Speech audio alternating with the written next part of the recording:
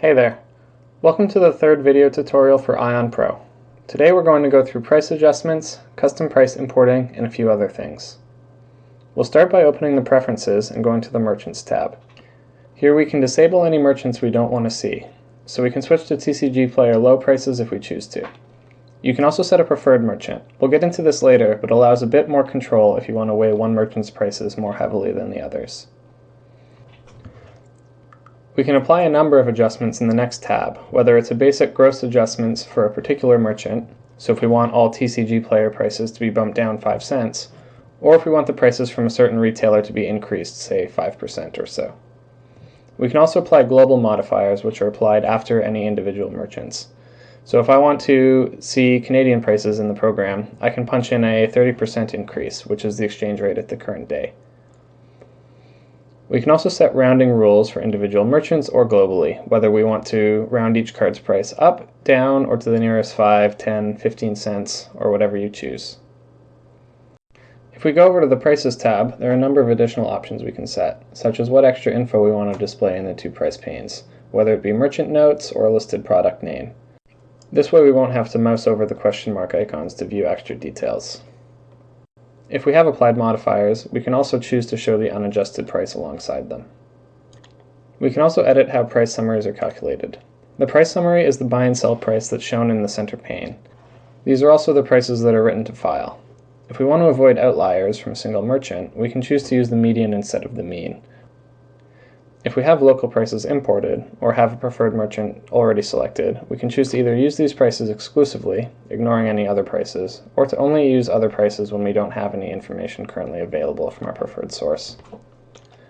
Lastly, we can apply percentage-based modifiers to prices based on card condition in these bottom boxes. If we want to use our own prices instead of those already included in the application, we can import our own CSV from the File menu. This imported CSV can be in basically any format, though we'll have to specify how it's laid out before we import it. Here we'll use this example file with randomly generated product IDs, buy and sell prices, as well as a target quantity we wish to keep in stock at all times. When we go to specify the format, we'll see that this dialog lists all the headers in the selected file.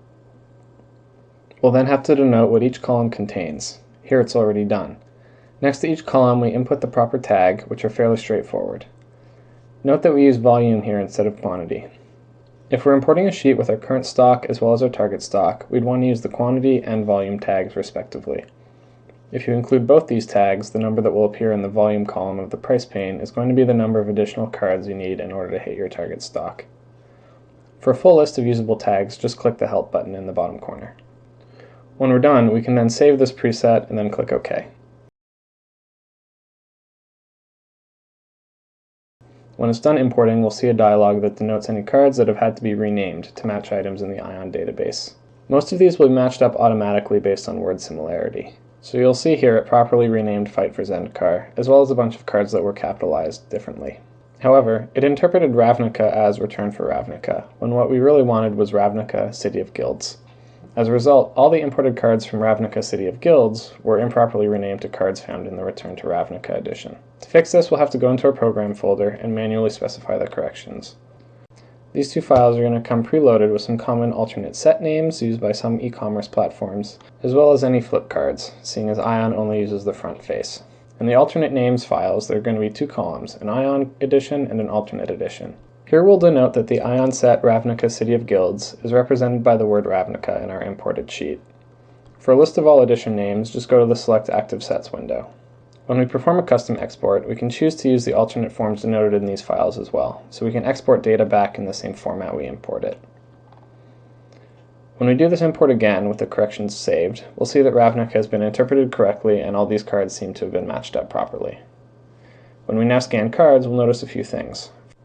First, a new local prices entry appears in the price pane, and then the summary prices in the middle are going to be those that we just imported.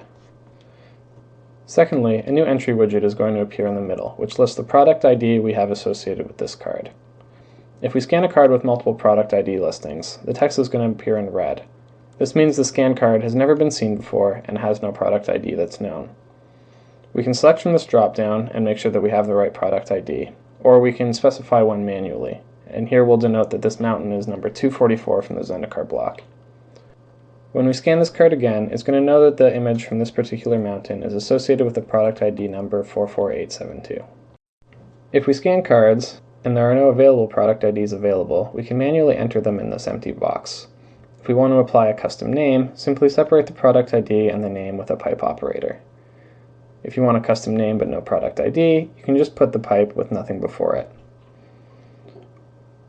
When we're done, and assuming we need to export cards in a custom format for upload elsewhere, here we'll specify headers and tags much in the same way as our custom import. Keep in mind that we can have multiple values output to a single column in our target spreadsheet. We can also tweak a few other things, such as whether we want to use our alternate card or edition names saved to our two spreadsheets, whether we want to export condition in the NMMP format, or as full words such as NM mint, moderately played, etc. We can also choose whether foil should be marked as a Boolean true-false, or as strings regular and foil in the output sheet. Lastly, we specify whether we want to export the current working list in session only, or whether we want to export our entire inventory folder in one file. When we're all done, we can save our preferences and click OK to pop open the Save dialog. Thanks for watching. If you have any more questions, feel free to read the documentation or post to the forums for help.